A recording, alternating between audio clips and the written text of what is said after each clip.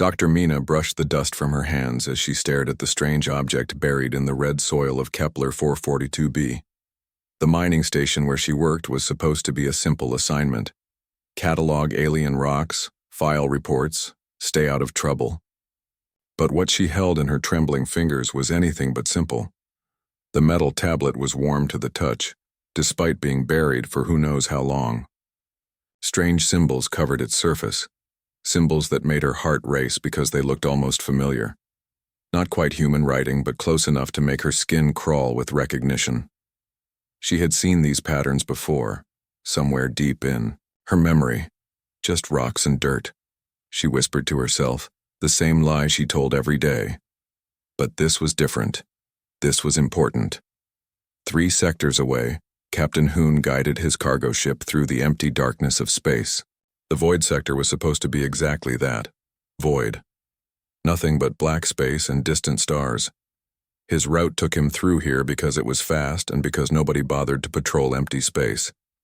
That's why the massive shape floating in. The darkness made him slam on the brakes so hard his coffee spilled across the control panel. The ship was beautiful in a way that made no sense. Sleek lines and perfect curves that seemed to flow like water frozen in time. It was clearly ancient, but it looked more advanced than anything he had ever seen. And it was huge. His little cargo hauler could have fit inside it 10 times over. "What the hell are you?" he muttered, bringing his ship closer for a better look. The really strange part was how familiar it felt, like seeing a childhood home after years away. The proportions were right for human eyes. The design spoke to something deep in his mind. When he found the docking port, it matched his ship's systems perfectly, as if it had been built specifically for human use. The airlock opened with a soft hiss and Hoon stepped inside. Emergency lighting flickered on, casting long shadows down corridors that felt like they were made for someone his exact height. The walls were smooth and clean, showing no signs of age despite clearly being incredibly old. He made his way to what looked like the bridge. Control panels lined the walls, dark and silent. But when he approached the captain's chair, something incredible happened. The moment his hand touched the armrest, the entire room came alive. Lights blazed to life. Screens flickered on. And right in front of him, a 3-dimensional star map appeared in the air, showing the local star systems with perfect accuracy. At the center of the map, highlighted in bright blue, was a small yellow star, Earth's sun. And the map showed the exact location of every human colony, including settlements that were supposed to be secret. "How do you know about Earth?" he whispered to the empty bridge. That's when the hegemony ships arrived. 3 patrol vessels dropped out of hyperspace around him like sharks smelling blood. Their communications came through his radio, cold and official. "Unknown vessel, you have entered a restricted area. Prepare to be boarded." Hoon had never heard of this area being restricted. In fact, his charts showed it as completely empty space. But before he could respond, the lead ship's commander was already talking. "Captain, you have discovered dangerous pre-civilization artifacts. For the safety of all galactic citizens, this vessel and all information regarding it must be immediately classified." "Wait, what? I haven't done anything wrong. This ship was just floating here." "That ship does not exist in any official records. It never existed. You will transfer all scan data to us immediately and forget you ever saw it." The boarding party that came aboard his ship was efficient and thorough. They copied every bit of data from his computers and deleted everything related to the mysterious vessel. They searched his personal belongings and questioned him for hours about what he had seen and who he might have told. "This is for your own protection," the hegemony officer explained as his team finished their work. "Some knowledge is too dangerous for civilian minds. You understand." But Hoon didn't understand, and neither did Mina when the same thing happened. To her 12 hours later, she had barely finished photographing the tablet when security forces stormed her small laboratory. They confiscated everything, her notes, her photographs, even her personal computer. The tablet itself disappeared into a sealed container that they carried away without explanation. "Dr. Mina, your research has been classified under Section DAR 7 of the Galactic Heritage Protection Act," the lead agent informed her. "All materials related to this dig are now property of the Hegemony Historical Division." But this could be the most important archaeological find in centuries, she protested. That's exactly why it's dangerous. Some discoveries are too significant for individual researchers to handle. You'll be reassigned to the mineral survey team effective immediately. That night, alone in her small quarters, Mina stared at the ceiling and tried to make sense of what had happened. The tablet's symbols danced in her memory, taunting her with their almost familiar shapes. The way the hegemony had reacted suggested they knew exactly what she had found, and that scared her more than she wanted to admit. Meanwhile, Hoon sat in his pilot's chair, staring at the stars and thinking about the ancient ship that officially never existed, the way those controls had responded to his touch, the way the star charts had known things they shouldn't have known, the way everything about that vessel had felt like coming home. Neither of them knew it yet, but they had stumbled onto the edge of the biggest conspiracy in galactic history. And somewhere in the darkness between the stars, other humans were making similar discoveries, asking similar questions, and getting similar visits from hegemony security forces. The truth was, out there, scattered across a dozen worlds and hidden in ancient ruins, the truth about who humans really were, and who had tried very hard to make sure they would never remember. Mina couldn't sleep. 3 weeks had passed since the hegemony took her tablet, and the symbols still burned in her mind like a fever. She spent her days cataloging boring mineral samples, but her nights belonged to secret research. Using her personal computer, she began searching through old archaeological reports, looking for anything that might match what she had found. What she discovered made her hands shake. On Kepler 186f, a human archaeologist had found stone carvings with similar symbols. The report was filed and then immediately classified. On Proxima Centauri b, another researcher had uncovered ruins with the same strange writing, also classified. On Wolf 359c, Gliese 667c, and 8 other worlds, the same pattern repeated itself. Human archaeologists finding evidence of ancient civilization, reports being filed, everything disappearing into classified files. But the most disturbing part was what happened to the archaeologists themselves. Every single one had been reassigned to different work within days of their discoveries. Some were moved to mining operations. Others were transferred to completely different planets. All of them were effectively silenced. "I need to talk to someone," she whispered to her empty room. She remembered Captain Hoon from the cargo pilot registry. His ship had been in the area when her dig was shut down. If the hegemony had visited him too, maybe he would understand what was happening. Finding him wasn't easy. The hegemony had scrubbed most records of his presence in the void sector, but cargo pilots talked to each other, and eventually she tracked him down to a supply station orbiting Tau Ceti. The meeting was awkward at first. 2 strangers sitting in a noisy cantina, neither sure if they could trust the other. But when Mina mentioned the symbols and Hoon described the ancient ship, they both knew they were part of something bigger. "They made me sign papers," Hoon said quietly, checking to make sure no one was listening. "Non-disclosure agreements. Said I could go to prison if I talked about what I saw." "Same here," Mina replied, "but I can't stop thinking about those symbols. They looked human, but that's impossible. Humans have only been in space for a few hundred years." "That ship knew where Earth was," Hoon said. "It had star charts showing human colonies that aren't supposed to exist yet. How does a ship that old know about settlements we just built?" They talked for hours, sharing details that neither was supposed to remember. The more they discussed, the more convinced they became that someone was hiding something very important about human history. "I know someone who might help," Mina said finally. "Dr. Tay. He's a geneticist working on Vega Prime. He studies human DNA, looking for clues about where we came from. Getting to Vega Prime meant using fake travel documents and paying bribes to cargo pilots who didn't ask questions. But Dr. Tay was worth the risk. When they explained what they had found, his reaction told them everything. "You found evidence too?" he asked, his voice barely above a whisper. Tay led them to his private laboratory, making sure they weren't followed. Inside, he showed them research that should have been impossible. "Human DNA contains sequences that don't make sense," he explained, pulling up complex genetic charts on his computer. We have genes that are too advanced for natural evolution. Someone modified our ancestors, but the modifications are incredibly old. Thousands of years old. Modified how? Mina asked. Enhanced intelligence, improved physical capabilities, resistance to radiation and disease. Whoever did this wanted to create a species that could survive in space. He paused, looking at both of them carefully. But here's the really strange part. The modifications aren't random, they're systematic, like someone was preparing humans for something specific. Hoon leaned forward. Like they were preparing us to spread across the galaxy? Exactly.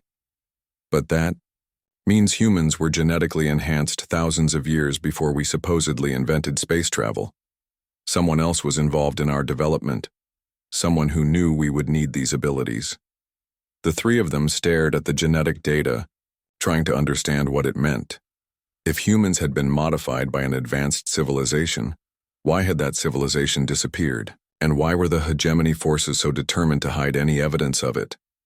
There's more, Tay said quietly. I've been tracking other researchers who found similar evidence.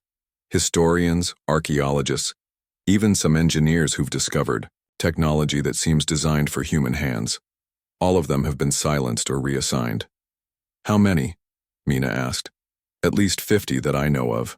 Maybe more. And they're all human. I've never heard of alien researchers being censored like this. The pattern was becoming clear. Whenever humans discovered evidence of their true origins, the hegemony stepped in to suppress it. The conspiracy wasn't just about hiding ancient history. It was specifically about hiding human history. Why would they do this? Hoon wondered, aloud. Because they're afraid. Tay replied. Think about it. If humans were once an advanced, spacefaring civilization, what happened to us? How did we end up as the newcomers in a galaxy that we might have once dominated? The question hung in the air like a challenge. Three humans sitting in a secret laboratory, realizing that everything they had been told about their species might be a lie. The evidence was scattered across dozens of worlds hidden in classified files and suppressed research. But it was there, waiting for someone brave enough to piece it together. We need to find more people, Mina said finally. Other humans who've discovered things they weren't supposed to find. And we need to be careful, Hoon added. If the hegemony is willing to classify archaeological digs and confiscate ancient ships, they won't hesitate to do worse to people who ask too many questions. But they had already crossed the line. The truth was calling to them, and none of them could ignore it anymore. The message came through an old mining frequency that nobody was supposed to monitor anymore. Just a few words hidden in what looked like routine cargo manifest data. Ancient human ruins. Terminus. They tried to stop me. Mina decoded the message 3 times to make sure she had it right. Someone else had found something, and they were brave enough to risk contact. The transmission originated from a research station near the edge of human space, but by the time she tried to respond, the signal was gone. We are not the only ones, she told Hoon and Tay during their next secret meeting. Other people are finding things too. Over the following weeks, more messages appeared. A historian on New Shanghai reported finding records of human settlements that predated official colonization by centuries. An engineer on Europa Station discovered technology blueprints that seemed designed specifically for human physiology. A pilot operating near the Galactic Rim found navigation beacons broadcasting in an ancient form of human language. Each discovery followed the same pattern. Initial excitement, official investigation, then silence. The researchers were transferred, their work classified, their evidence confiscated, but word was spreading through unofficial channels, and humans across the galaxy were starting to ask questions. Tay created a secure communication network using abandoned research frequencies and coded language disguised as routine scientific data. Slowly, carefully, they began reaching out to others who had experienced similar encounters with suppressed evidence. The response was overwhelming. Within 2 months, they had contact with 47 humans across 18 different star systems. Scientists, pilots, historians, engineers, even some military personnel who had stumbled across things they weren't supposed to see. All of them had stories about discoveries that were immediately classified by the hegemony. Jin was a stellar cartographer who had found star charts carved into asteroids, showing human settlements that officially didn't exist. Su was a linguist, who had discovered that several alien languages contained words that were clearly derived from ancient human dialects. Kang was a deep space surveyor who had located the remains of what appeared to be human cities on planets that were supposed to be uninhabited. Each new contact brought more pieces of the puzzle. The evidence wasn't scattered randomly across the galaxy. It formed a pattern, a network of ancient human presence that stretched along major trade routes and strategic star systems. Someone had built a civilization that spanned thousands of light years, and then it had simply vanished from official records. The coordinates all point to one place, Jin reported during one of their encrypted communications. There's a convergence point in the Terminus system. Every star chart I found shows routes leading there. Terminus was officially listed as an empty system with one barely habitable planet. The hegemony had classified it as a low-priority colonization target, suitable only for mining operations and research stations. But according to the ancient navigation data that several network members had discovered, it had once been something much more important. "I'm going there," Su announced during their next group transmission. "My research ship has legitimate survey orders for that sector. If there's something to find, I'll find it." The others wanted to go with her, but traveling together would attract attention. Instead, they coordinated their movements carefully. Hoon arranged a cargo delivery to a mining station 3 systems away.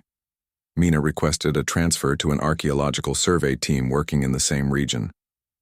Tay volunteered for a genetic research expedition studying extremophile bacteria on distant worlds.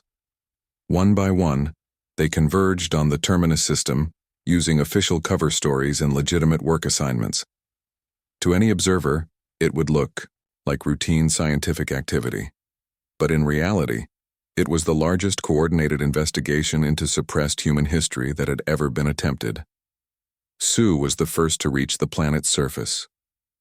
Her initial scans showed nothing unusual, just the standard geological formations and atmospheric readings that appeared in all the official surveys.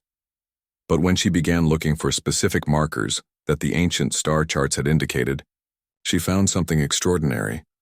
Beneath a layer of accumulated dust and debris, geometric patterns were visible from orbit, structures too regular to be natural, too large to be recent, the remains of what had once been a massive city, built on a scale that dwarfed anything in current human space.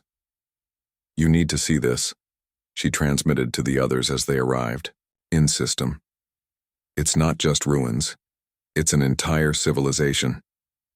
The city covered hundreds of square kilometers, laid out in perfect geometric patterns that were clearly designed by beings who thought the same way humans did. The architecture was familiar yet advanced, as if someone had taken human engineering concepts and perfected them over thousands of years. But the most remarkable discovery was at the city's center, a massive structure that looked like a library or archive, its walls covered with the same symbols that Mina had found on her tablet. And unlike the surface ruins, this building was still intact, still functional, waiting for someone with the right knowledge to activate it. "The entrance systems are responding to human biometrics," Kang reported as he studied the massive doors. "It's like it was built specifically for us." As the underground network gathered around the ancient archive, they realized they were standing at the threshold of the most important discovery in human history. Whatever secrets lay inside this building would finally explain who they really were and why the hegemony was so determined to keep them from finding out. The truth was waiting for them, preserved by ancestors they had never known existed. And, after centuries of lies and suppression, humans were finally ready to reclaim their heritage. The ancient doors opened with a sound like breathing, as if the building itself was waking up after a long sleep.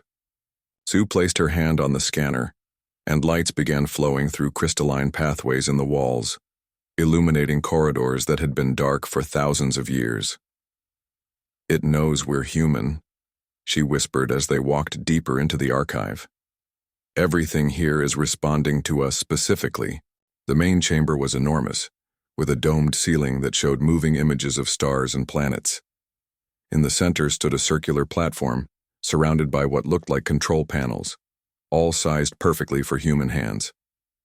When Mina approached, holographic displays activated around her, showing symbols she now recognized from her tablet. "Can you read any of it?" Hoon asked, watching the flowing text with fascination. "Some of it," she replied, her archaeological training finally proving useful. "It's like an ancient form of human writing, but more advanced. Give me time and I think I can figure it out." While Mina worked on the language, Tay examined the technology. The archive systems were incredibly sophisticated, using principles that current science barely understood. But they were clearly built by beings who thought like humans, who solved problems the way humans did. "These aren't alien designs," he announced after studying the control interfaces. "This technology was developed by humans, advanced humans, but definitely our species." Jin had found something even more remarkable. The star maps displayed throughout the archive didn't just show current human colonies. They showed thousands of human settlements spreading across the entire galaxy in a vast network of interconnected worlds. "Look at this." He called the others over to a three-dimensional display. "This map shows human civilization at its peak. We weren't just explorers or colonists, we were the dominant species in the galaxy." The scale was breathtaking. Human cities on worlds that were now considered uninhabitable. Trade routes connecting star systems across impossible distances. A civilization that had achieved things that current humanity could barely imagine. But as Mina translated more of the text, a darker story began to emerge. "There are warnings here," she said, her voice growing tense as she read. "Records of conflict. Other species forming alliances against human expansion." The archive's historical records told a story that contradicted everything they had been taught about galactic history. Ancient humanity hadn't been the peaceful junior partners they were today. They had been pioneers, explorers, and leaders who had built the first truly galactic civilization. But their success had bred fear among younger species.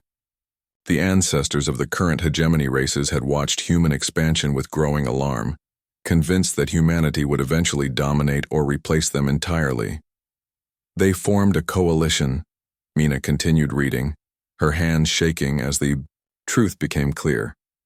Multiple species working together with one goal, the complete destruction of human civilization. The war that followed wasn't recorded in any current history books. It was a systematic campaign of genocide that lasted centuries, with coalition forces hunting down human settlements throughout the galaxy. They destroyed cities, burned libraries, and killed anyone who carried human genetic markers. But they were smart about it, Tay said, reading other records that detailed the coalition's strategy. They didn't just want to kill us. They wanted to erase us completely, make it as if we had never existed. The final phase of their plan was the most horrifying, when direct warfare proved insufficient to eliminate humanity entirely.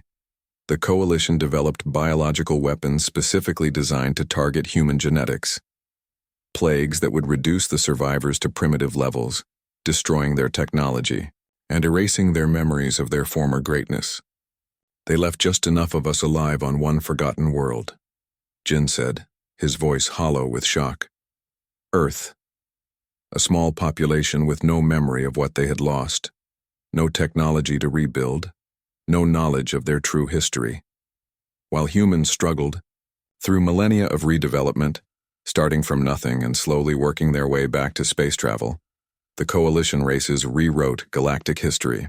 They positioned themselves as the natural leaders of civilization, claiming credit for advances that humans had achieved thousands of years earlier. It was the perfect crime, Hoon said bitterly. They destroyed us, erased the evidence, and then welcomed us back as junior partners when we finally made it to space again. But the archive revealed one final secret that gave them hope. The ancient humans had known their civilization was doomed. In their final years, they had hidden caches of knowledge and technology throughout the galaxy, waiting for their descendants to rediscover their heritage. They knew we would eventually find this place, Sue realized, studying the archive's security systems. Everything here was designed to activate only when humans were ready to learn the truth. The cache locations were scattered across dozens of worlds, hidden in places that only humans would think to look.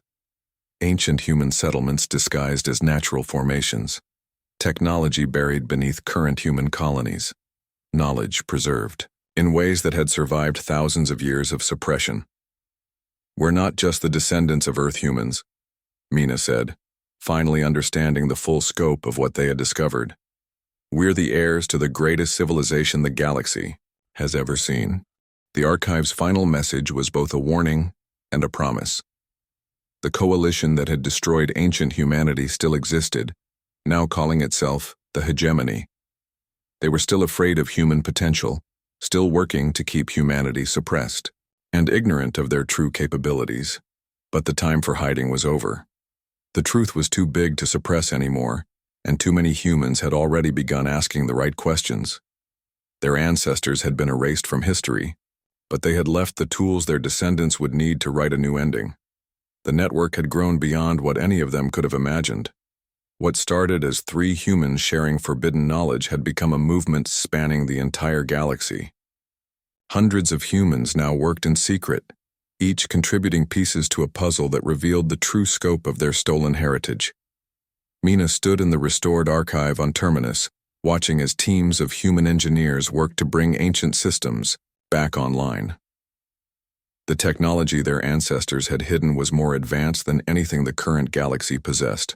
Faster than light communication, energy sources that seemed to tap into the fabric of space itself, medical devices that could repair genetic damage at the cellular level. "The other caches are responding," Tay reported from his workstation. "As we activate each site, it sends signals to the others. The network our ancestors built is coming back to life." But technology wasn't their only weapon. The archive contained something far more powerful: evidence.